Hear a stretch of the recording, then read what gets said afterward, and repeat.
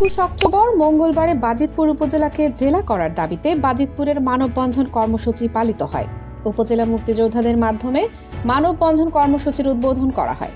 মানববন্ধন কর্মসূচিতে উপস্থিত ছিলেন বাজিতপুর উপজেলার সকল মুক্তিযোদ্ধাগণ, বাজিতপুর উপজেলা আইনজীবী সমিতির সদস্যবৃন্দ, বাজিতপুর উপজেলার সকল শিক্ষা প্রতিষ্ঠানের শিক্ষক শিক্ষার্থী, বাজিতপুর বাজারের সকল ব্যবসায়ী ও সর্বস্তরের জনগণ। মানববন্ধনে বক্তারা বলেন, বাজিতপুর জেলা হবে সেটা আমাদের দাবি না, সেটা আমাদের অধিকার।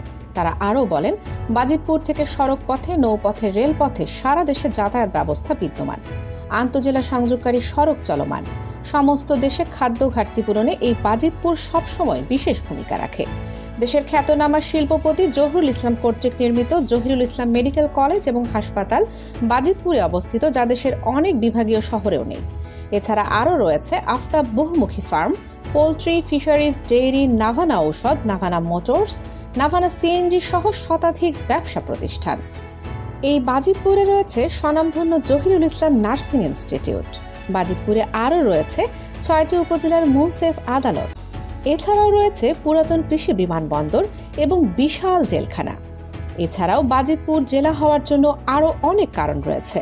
মানববন্ধন পালনে সার্বিক সহযোগিতা করেন তারুণ্যের বাজিতপুর এবং বাজিতপুরের সর্বস্তরের জনগণ।